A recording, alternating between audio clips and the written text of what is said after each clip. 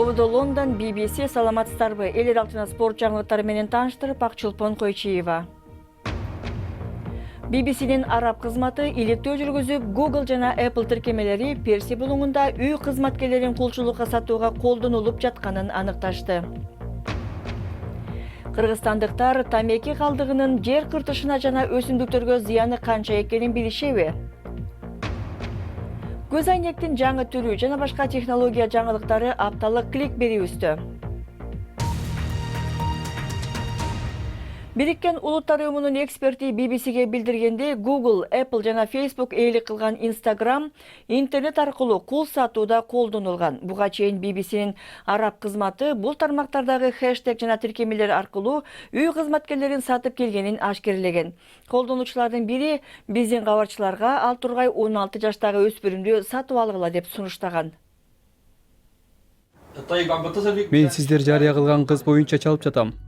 Перс булуңунда үй кызматкери болуп иштеген кыз келиндерди Google жана Apple компаниялары уруксат берген тиркемелер аркылуу интернетте сатышат.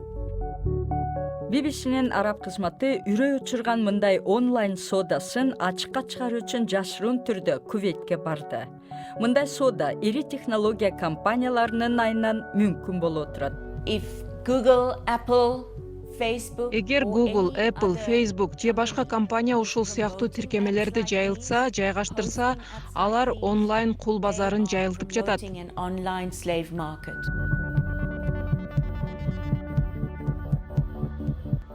BBC For Sale саттуу деген тиркеменин 57 колдонуучусу менен сүйлөштү. Тиркемени Google Play жана Apple App Store'дон тапса болот. For Sale тиркемесинде унаалар, телевизорлор менен катар үй кызматкерлери да сатылат. Ал эс алууга чыгабы?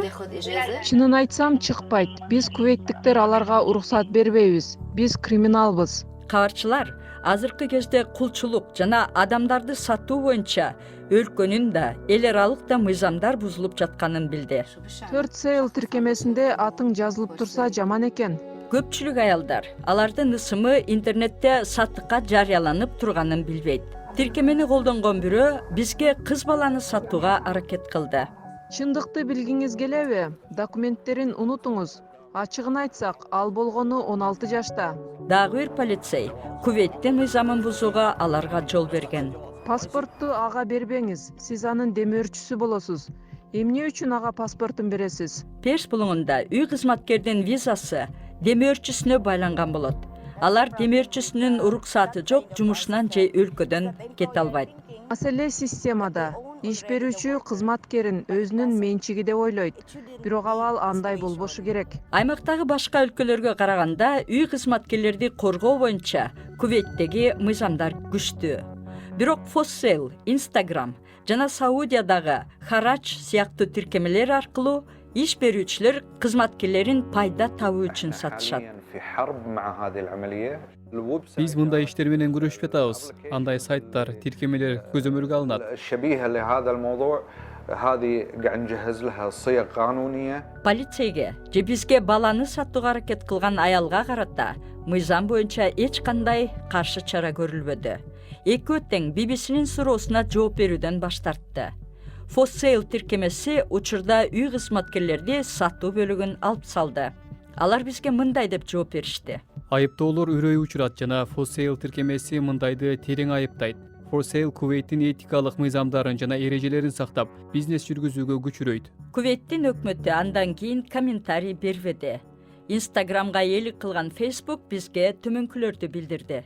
Иликтөөгө байланыштуу биз үй кызматчылар хэштегине тыюу салдык. Анткени андагы көп маалыматтар биздин саясатыбызга каршы келет. Мындан сырткары 703 аккаунтту өчүрдүк. Бирок биз Instagramда ошондой эле хаштагтарды колдонуп, үй кызматкерлерин саткан жүздөгөн постторду таптык. Башка өлкөлөрдөгү тиркемелер дали үй кызматкерлерин сатууну сунуштап жатат. Сауд Аравиясында кеңири колдонулган Харач тиркемеси бизге жооп бербеди. Google жана Apple мындай иштерге алардын тиркемесинде орун жок экенин BBC'ге билдирди. Алар платформаларында андай мыйзамсыз иштерди алдын алуу үчүн тиркемени ойлоп табуучулар менен кызматташып жатканын билдирди. BBC Arab кызматы иликтөөсүндө Google жана Apple компанияларынын тиркемелери аркылуу пресс болуңунда үй кызматкерлери кулчулукка сатылганын аныктады. Бул жана башка орчундуу жаңылыктарды уюлдук телефон аркылуу интернет сайтыбыздан окуңуздар. Биздин дарек bbc.com /кыргыз. Дүйнө жүзүндө чегилген тамекинин 3/2 бөлүгү урнага эмес, жерге ыргытылат. Бул көрүнүш Кыргызстанда дагы бар. Тамеки калдыгынын жер кыртышына жана өсүмдүктөргө канчалык зыян экенин билесизби? Бул тууралуу кабарчыбыз Азиза Марат кызы баяндайт. Чылымдын калдыгы ташталбаганда чөптөр мындан 10% бийигирээк өсмөк. Жерге ыргытылган тамеки беденин тамырын 2 эсе, боюн 27% кыскартат. Бул Британиядагы Раскин университетинин изилдөөсүнүн жыйынтыгы. Дүйнөдө көп кишилер тамекиде желим бар экенин билбейт. Биз Бишкектин көчөсүндөгү жарандардан сурадык. Экология зыян, туш келип ыргытып берсе, экология да зыян. Урна жок болгон үчүн элдин баары эле жерге ыргытышат да. Кургак жерге түшүп калса жалбыракка көтөрүп кетиши мүмкүн. Балдар алып, өзүнө салып кайра, аны бирөө таштап кетти, аны алып аткан. Мен ошондойлорду көп көрүп атам. Экологияга өтө деле көп зыяндуулугу жок, бул адамзатка зыян. Биринчиден ойлойм, бул өсүп келаткан өспүрүмдөргө зыян го депчи. Рахмат чоң. Тамекинин ичинде желим, башкача айтканда ацетил целлюлоза бар. Ал 1,5 жылдан 10 жылга чейин чирибейт.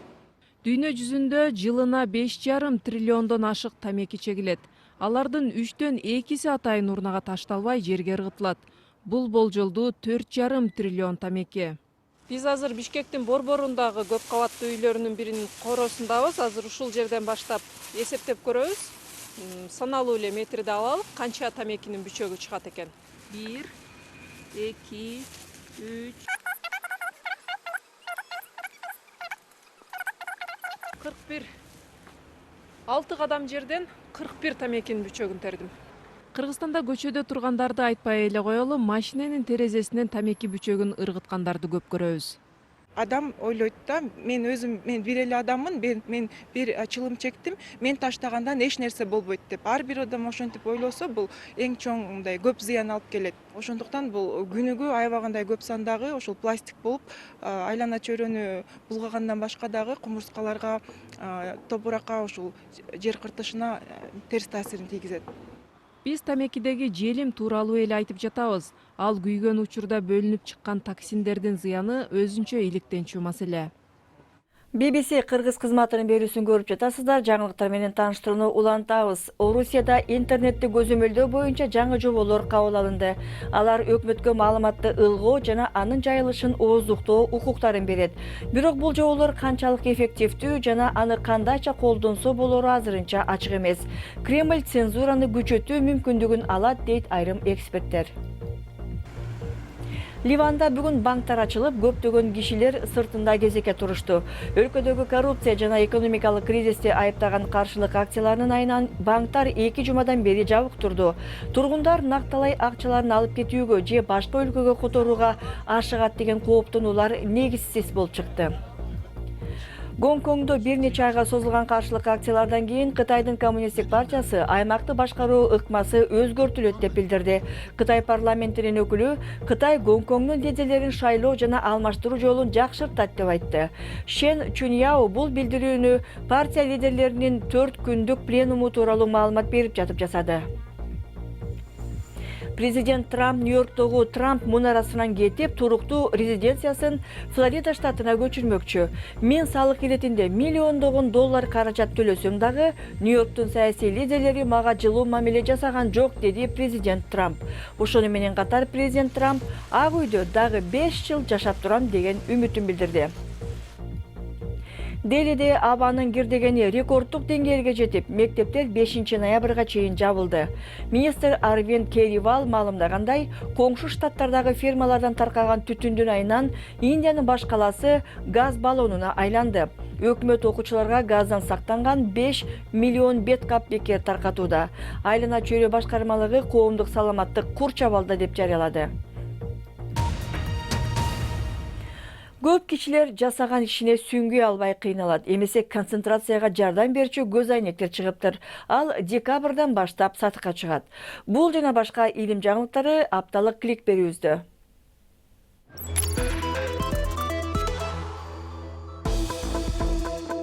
Робот этиңиз сизге бир нерсени айтууга далалат кылышы мүмкүнбү?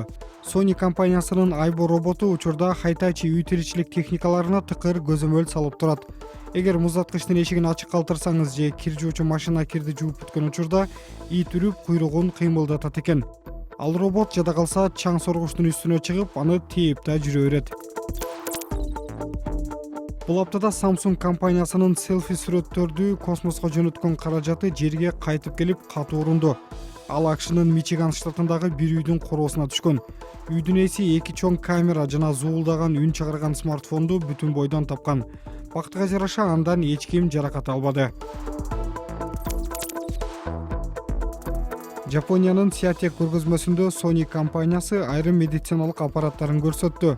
Анын арасында бул ракты аныктаган клетканы анализдөөчү каражат да бар. Ал көк нур плееринин технологияларын жана лазерин колдонуп, клетканын түрүн жана биомаркерлерин көзөмөлдөй алат. Каражат клеткалардан тараган жарыкты байкайт.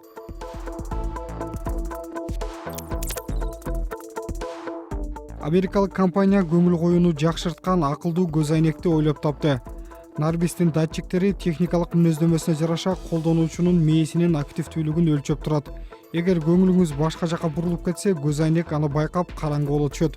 Мындай каражаттын баасы да арзан эмес. Декабрдан баштап сатыкка чыга турган көз айнек $690 турат экен.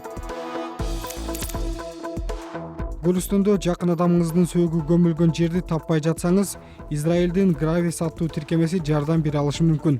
Ал реалдуу убакыт режиминде үн инструкциясы менен жол көрсөтөт. Тиркемени ойлоп тапкандар программа стресстен арылтып, убакытты үнөмдөйт дешүүдө. Бирок тиркеме азырынча Израилде гана бар экен. Ойлоп табуучулар программаны келечекте дүйнө жүзүнө жайылтуу ниетин билдиришкен.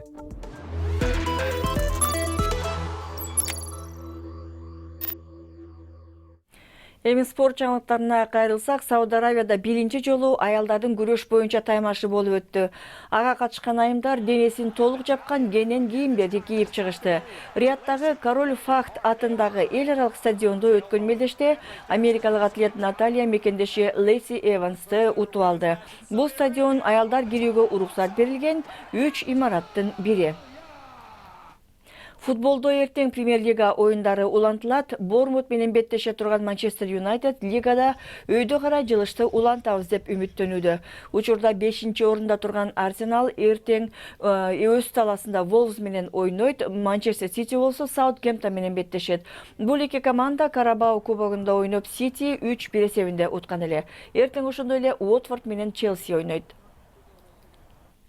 Формула 1-де Льюис Хэмилтон 6 жолу чемпиондукту утууга жакын турат. Ал үчүн ал АКШ Гран-присинде 8-орундан төмөн түшпөшү керек.